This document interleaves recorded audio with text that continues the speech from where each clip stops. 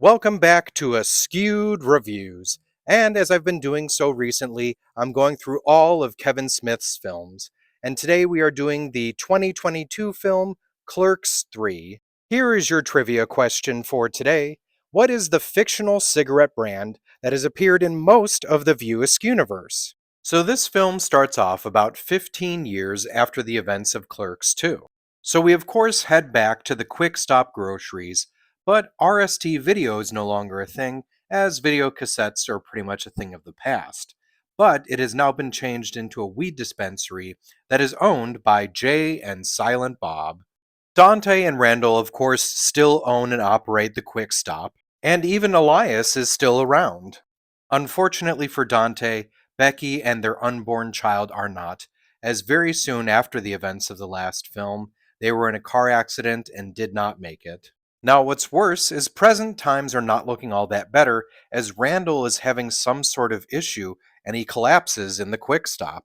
They do manage to get him to the hospital, and he quickly goes into surgery as he's had a massive heart attack. Blaming himself for Randall's current condition, Elias has a crisis of faith, and soon afterwards has now changed to becoming a Satanist. Randall does manage to survive, and he begins to realize that he hasn't done much with his life. So he decides that he's going to make a movie, and it's going to be about his and Dante's life at the Quick Stop. Dante reluctantly agrees to help out, but at the same time, it's hard for him to go down memory lane, as he's still reeling after all these years from Becky and Grace no longer being around. And what makes things more confusing is Becky is now back in the form of a ghost, or possibly just Dante's imagination. So, will Randall actually be able to complete his film? And will Dante ever be able to find happiness again? This movie was written and directed by Kevin Smith. Clerks III is the ninth film in the View Askew universe. It was filmed and takes place in New Jersey. So Jeff Anderson, who plays Randall, had issues with Kevin Smith's original concepts for Clerks III, so much so that the two of them had a falling out, and that falling out is what caused Kevin Smith to create Jay and Silent Bob Reboot instead of Clerks III first. And you know what? Hearing what the original concept was, I'm not too surprised, as it was pretty dark. So in the original script, Becky actually still passes away during childbirth, but the baby does survive. The child does end up being deaf, though, and this is where Kevin Smith got the idea for Soapopia in Jay and Silent Bob Reboot. Now, also at the beginning of the story, the Quick Stop is actually destroyed by Hurricane Sandy. And then Dante, dealing with his wife passing away, the issues his daughter is having, and the Quick Stop being destroyed, decides to up and leave. So Randall is then left with his honorary niece, named Leah, who he now is raising by himself. Elias is there and helping, but it's Elias. Then one day, years later, Dante shows back up and he looks emaciated. Randall assumes that he's on drugs, but what it ends up turning out to be is Dante is dealing with cancer now. Now, to give Randall some time to talk to Dante about what's happened, Elias decides to take Leah out to go see a movie. Then, while they're at the movie, a shooter actually shows up, and Leah doesn't notice at first because she's deaf. Dante and Randall then end up at the movie theater, and at the very last minute, Dante manages to actually jump in front of the shooter and take a bullet for Leah, and then he ends up passing away. And then in the end, Elias manages to take out the shooter with one of his kites. I'm really glad that the story completely changed.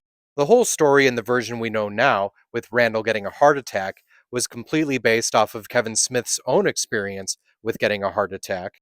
In fact, the name of the doctor that Amy Sedaris plays in the movie is Dr. Leidenheim, which is the doctor that saved Kevin Smith's life. One thing that's really funny during the whole surgery scene is at one point Randall is describing the show The Mandalorian to Amy Sedaris' character. And what's funny about that is Sedaris is actually a supporting cast member on that show. Another piece of Star Wars related trivia is why Rosario Dawson is showing up as a ghost version of Becky. This is mainly due to the fact that her schedule was so busy because she was not only working on The Mandalorian, but her own show, Ahsoka. Another large piece of inspiration for this movie was an idea that Kevin Smith had at one point of doing an animated film called Clerks Sell Out. And in that movie, Randall was actually working on trying to make a movie at the Quick Stop. And of course, a lot of what's happening behind the scenes while Randall is trying to film the movie is what actually happened to Kevin Smith while trying to film Clerks. They did even get to film at the original Quick Stop Groceries. This time, they actually got permission to film during the day, as during filming, the store was actually closed for 2 weeks. There are quite a few cameos throughout this film.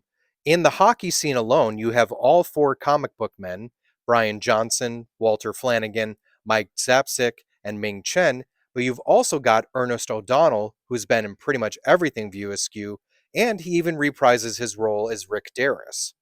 Marilyn Gigliotti returns as the character of Veronica. Kevin Smith's sister, Virginia Smith, comes back as the customer that she played in the first film.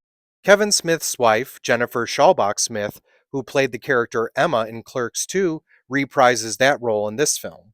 Kevin Smith's daughter, Harley Quinn Smith, reprises her role of Millie Falcon from Jay and Silent Bob Reboot. Also, in a very sweet, almost passing of the torch moment, Harley Quinn Smith is the milkmaid at the end of this film, which was a role that Grace Smith, her grandmother, played in the first two Clerks. This actor right here, playing the character of Blockchain, is Austin Zajur, who in real life is Harley Quinn Smith's boyfriend.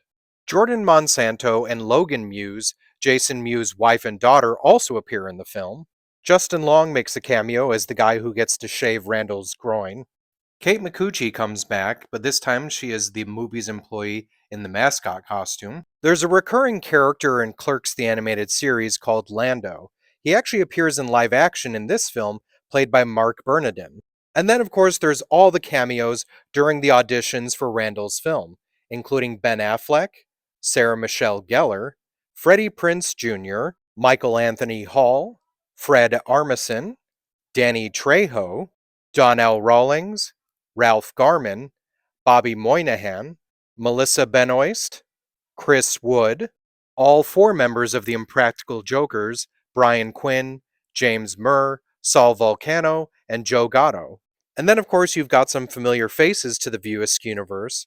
Brian Mosier playing the character of Willem from the first Clerks, Ethan Suplee, who not only played Willem in Mallrats, but is also doing his dialogue during his audition. Jake Richardson reprising his role from a few of the different films as the guy who always buys drugs from Jay. And finally, you even have Kevin Smith's mother, Grace Smith. By the way, if you didn't know, where the auditions are being held at the First Avenue Playhouse, is where the original auditions for the first Clerks film actually occurred. They also got quite a few of the original actors to come back and play the customers from the first Clerks film. The original concept for Elias was that when he made his change, he was just going to wear different shirts for metal bands. But there was one time they tried a costume and they found it so funny that they just kept changing it up throughout the film. Also, as you probably noticed, on the kites that Elias makes is the image of Buddy Christ from Dogma. By the way, the funeral home used for the wake in this film is the same one they used for the wake in Clerks. Kevin Smith's favorite number of 37 returns in this film, as there's a sequence where Randall is pulling Dante's leg and pretending like he's going to put the scene from the original Clerks into the movie. So when it comes to the film Clerks III, I really do enjoy this one. I do feel that the story isn't as strong as it could be, but there's so many sequences, especially just the acting ability of Jeff Anderson and Brian O'Halloran in this film, that just make it so perfect, and it's such a great swan song for the Clerks franchise. So I'm going to give this one a 4 out of 5. And if you did enjoy Clerks 3, other movies I recommend checking out are Be Kind Rewind, Zack and Miri Make a Porno, Empire Records, and Bowfinger. And now it's time for the trivia question from the beginning of this episode. What is the fictional cigarette brand that has appeared in most of the View Askew universe? That fictional brand is called Nails. I hope you enjoyed this episode of Askewed Reviews. And if there's a movie you'd like to see get a review, just mention it in the comments.